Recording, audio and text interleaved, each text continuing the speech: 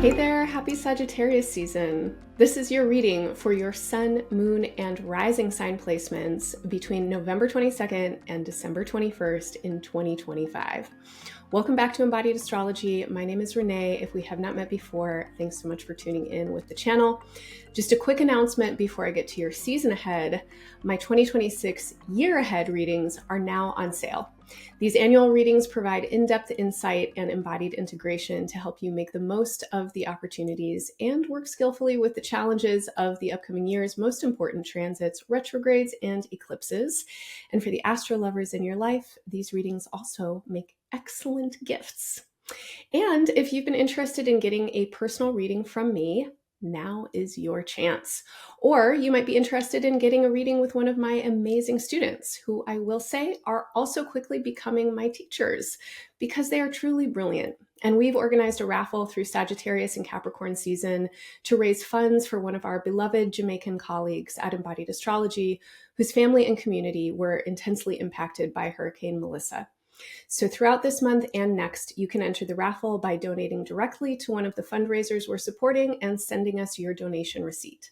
This is an exciting reading raffle. We have super skilled, highly intuitive, intelligent, insightful, funny, kind, compassionate astrologers and tarot readers who have so much to offer. And whether or not you win a reading, your donation will mean so much to folks who've lost so much. So please consider entering. You can find all the information you need to enter the raffle or get your 2026 year ahead reading in the show notes below. Okay, so let's get into your reading, and definitely make sure to stick around after the reading because I have a few more things to tell you about how you can get involved with me or with Embodied Astrology.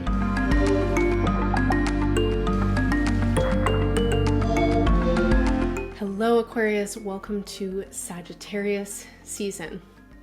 If you've been following Embodied Astrology for any amount of time, or if you listened to your reading last month, you know that Sagittarius is a special season, and I am offering you a special kind of reading this season.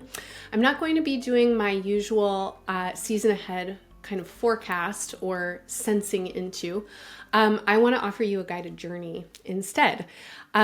Sagittarius is an energy that really needs us to know our own wisdom and to expand our own intuitions. And that is what I want to hold space for you to do. Sagittarius is also a sign that loves a good journey, and that is what we are going to do. We are going to take a journey into the terrain of the past and the future in order to glean wisdom and guidance for the present moment. It's another key word for Sagittarius is guidance and advice.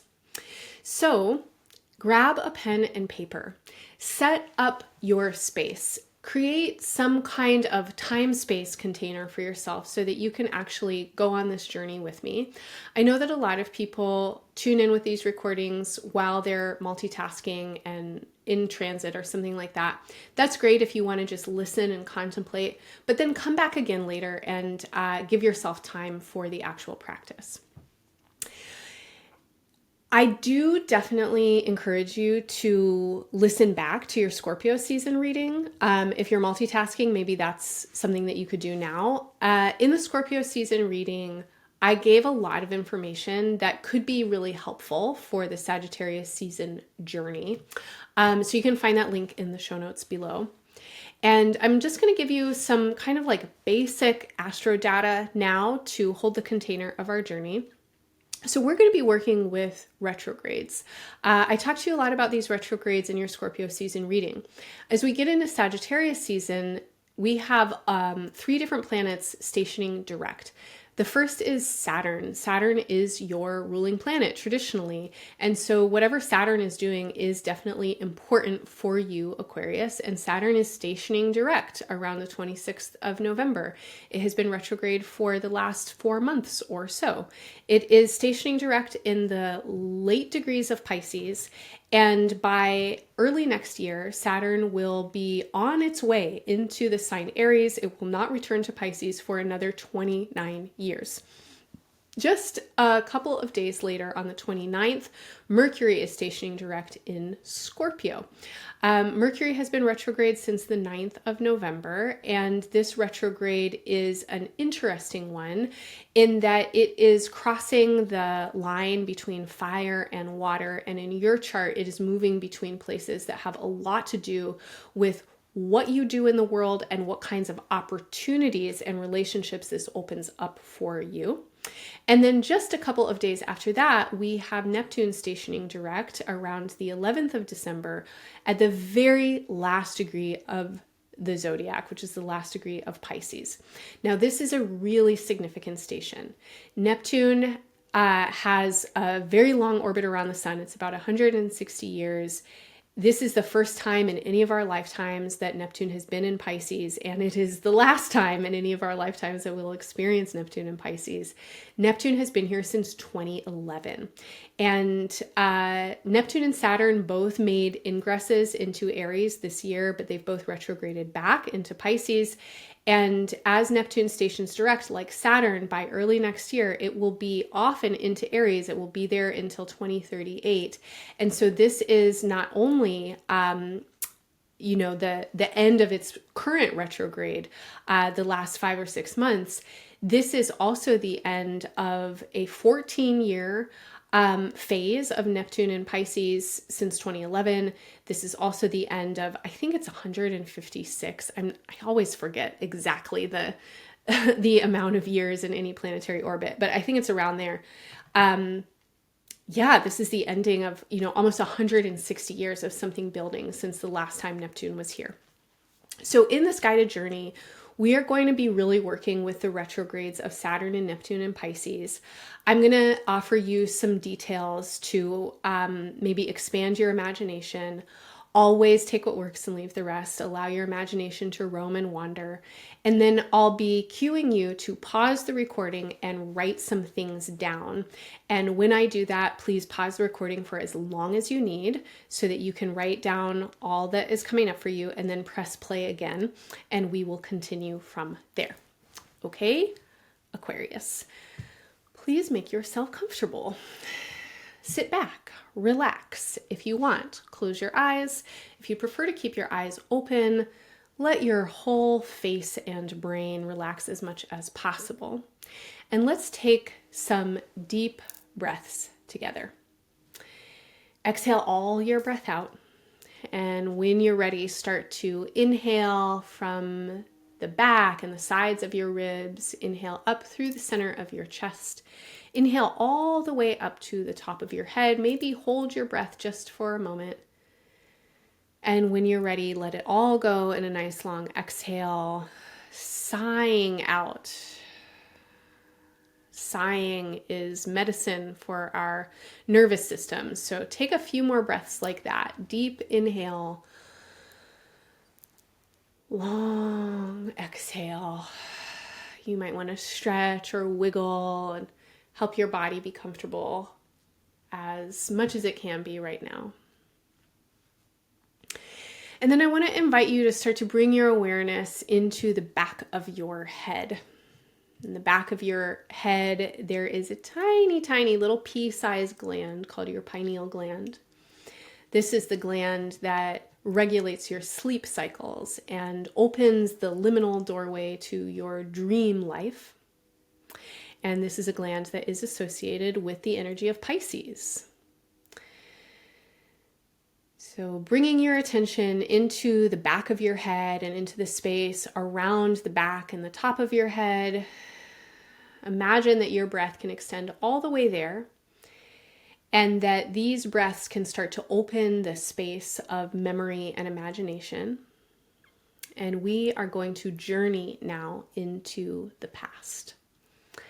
And with your next inhale and exhale, find yourself in 2011.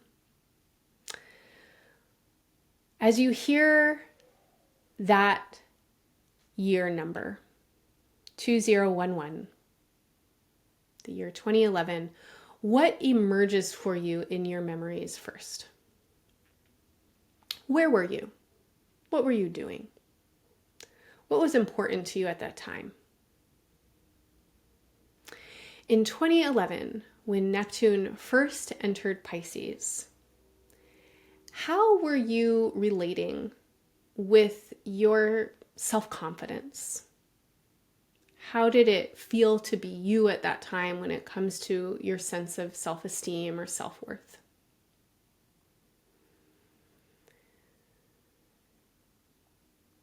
How did you feel in relationship to the values of the world that you lived in at that time, Aquarius? Did you feel aligned, motivated, misaligned, disappointed?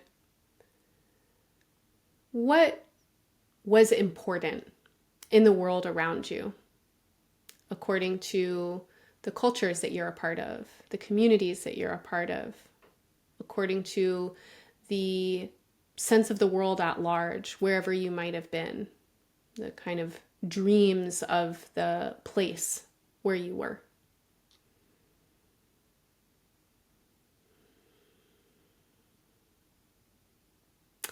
And then finally, I want to ask you, what were you trying to grow? What were you investing in beginning in 2011? And you can extend this question into the present moment. You might scan the last 14 years. What have you been investing in? So when you're ready, take your time, take as much time as you need, pause the recording and write down some notes like you're writing down a dream. Images, fragments, sensations. What do you remember about 2011? What do you remember about your sense of self-worth and self-esteem? What do you remember about the ways that you were interfacing and interacting with value systems in the world? And what were you investing in at that time? What were you trying to build and accumulate and grow in your life? Take as much time as you need, pause the recording, and when you're ready, come on back. All right, Aquarius, welcome back. We are now going to continue to remember, but let's pull the container of time a little closer and let's bring our memories into just the last 2.5 years. You might think back to the year 2023. Now, in these last 2.5 years, Aquarius, I want to ask how you have been working with your self-esteem. This sense of self-worth may have been challenged. There may have been really significant obstacles. How do you feel your own value evolving, maturing, integrating in these last 2.5 years? Now, over these last 2.5 years, how have you been challenged to meet the values of the world around you? How have you been relating with the values of others? Family, friends, partners, culture.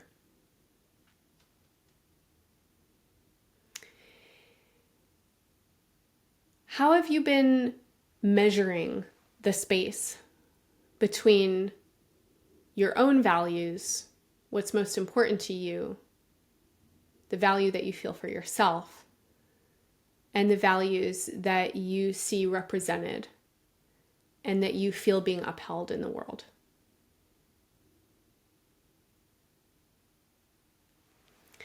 And then finally, Aquarius, in these last 2.5 years, what are the commitments that you have been making to what is most valuable to you? In what ways have you been showing up? Have you been bringing your efforts and consistency? Okay, so when you're ready, take as much time as you need, pause the recording, and reflect a little bit on the last 2.5 years since 2023. and reflect on the challenges and the obstacles, as well as the evolution and maturing or integrating that you have felt when it comes to your self-esteem and self-worth, when it comes to the values that you have for your own life and for the world, and when it comes to the ways that the world and others in your world are also reflecting back to you their values. What in this last 2.5 years has really called you to show up and to commit yourself and to keep coming back to whatever it is that feels most valuable or important, whether that's for you or others or the world. Take your time, take as much time as you need.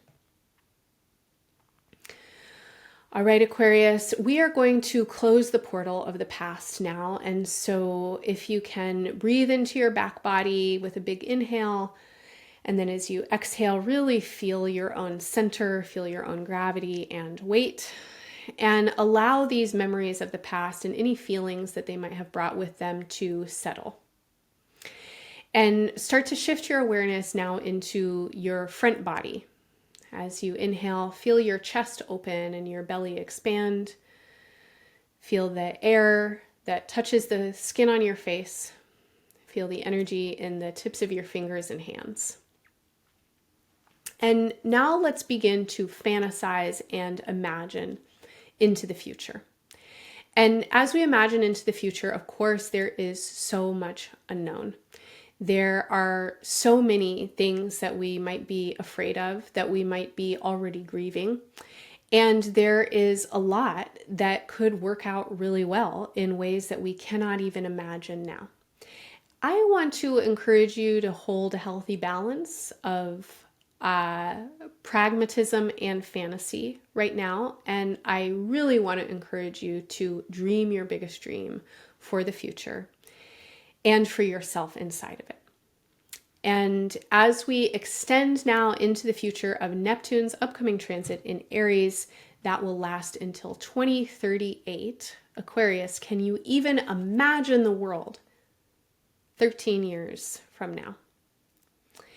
In the next 13 years, you will grow a lot. A lot of things will happen and change. But in particular, what I want you to imagine is how the world is opening up around you in the most immediate ways. I want to invite you to imagine your neighborhood, your immediate circle of friends. I want you to imagine the people that you talk to every day, whether or not you know them yet, and how you experience the world in your life around you. Paint me a picture.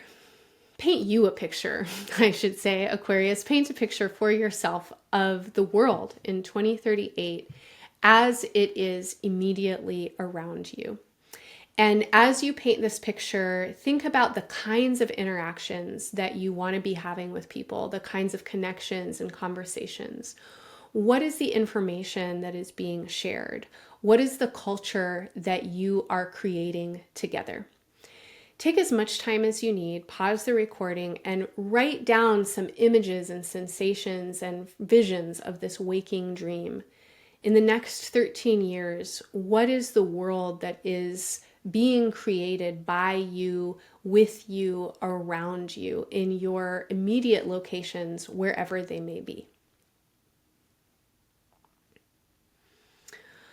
All right, Aquarius, we are going to continue to journey into the future. And now let's bring the container of time just a little bit closer. And as you feel these sensations and these visions of the future as they come in from the next 13 years, let's really just extend ourselves now into the next 2.5 years. Now, in the next 2.5 years of Saturn's transit in Aries, that will take us until 2028, the vision of 2038 will just be getting going. It will not be that full, robust, kind of fleshed out vision that you painted It is just in its early beginning stages, and over the next 2.5 years, there will also need to be concentration and focus and dedication and commitment and follow through so that you can build a foundation that really gives you sturdy, solid support for the future that is unfolding. So in these next 2.5 years, imagine how you will be connecting and relating with your immediate environments so that you can be part of creating this dream of what these environments will become. In the next 2.5 years, there may be some significant challenges for you to put yourself out in new and different ways, for you to also be receptive and connect with people. Maybe people who you never thought you would connect with before. There might be challenges in the realms of our individual differences that you have to encounter. Some of you might need to learn new skills or learn new languages or expand your capacities in some way. Some of you might be learning to relate really differently so that the ways that you experience the world around you can find more flow and continuity. So when you're ready, Aquarius, pause the recording and write down for yourself what you are predicting in the next 2.5 years as your main challenges and opportunities for investment and integration. In the next 2.5 years, what do you imagine you will need to confront? Worthy challenges that need your attention and focus and concentration, and how are you going to show up for them? Okay, Aquarius, welcome back to the present moment. We are now really going to come into the present moment. So take a few breaths and breathe into the future and breathe into the past. And with your exhales, land yourself in the here and the now. Feel where you are right here, right now. Feel your body, feel gravity. You might just look around and notice literally where you are. So in the present moment, we have brought together some lines of connection between the past and the future. You have reflected back on the last 2.5 to 14 years. You've reflected forward for a similar amount of time.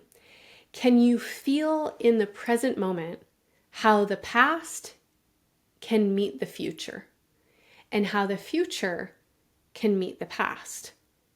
In this present moment, are you aware of some of the alchemical shifts and changes that are happening for you that have to do with your self-esteem, with your values, with the investments of your time, energy, resources, and money?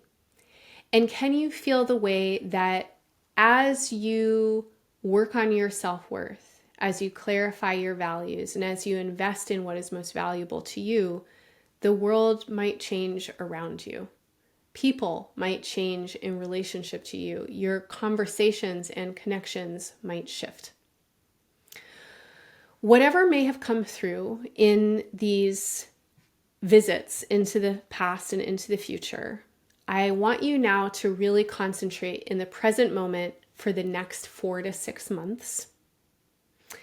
And my invitation for you now is to give yourself the most important messages that you need in this present moment for the next 4 to 6 months to help you transition from the past into the future. These are messages that are like reminders or affirmations or mantras of some kind. These are messages that you could cut out and tape onto your mirror or your dashboard or write down on the back of your hand or put as reminders in your phone. These are messages that are meant for you to keep working with now and for the immediate upcoming future. So, in the here and the now, Aquarius, feel yourself between timelines, between the past and between the future. And in the next 4 to 6 months, what do you need to embody and show up for so that the past can transform into the future and the future can be supported by the past? Take as much time as you need and write down future reminders. Write down affirmations and messages of support, and write down any kinds of mantras or repetitive phrases that you feel can help you in what is yet to come. Okay, Aquarius, welcome back to the present moment. My hope is that by now you have a kind of map of a landscape of time. And inside of this map of time, you have a sense of how the past and the future are relating with each other, and how the moment of right now, in the actual present and in the immediate upcoming future, is ripe for your participation and engagement. And I hope that you have some memories, some mantras, some affirmations, some reminders that can really support you to make these shifts, to move through the transformation and transition of these outer planet shifts. I encourage you to cut out these reminders, to write them down everywhere. If you feel that they're going to be helpful for you, don't forget them. Put them in places where you can see them consistently and be reminded by them. And then I want to give you just 2 more points of timing for Sagittarius season to be working with these particular messages.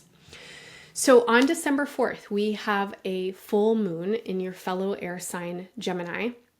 This is a full moon that is bringing in a lot of information, and it is a very creative feeling full moon. It is also a full moon that could be distracting, could have a lot of information that isn't particularly useful, and we need to be discerning about our intuition.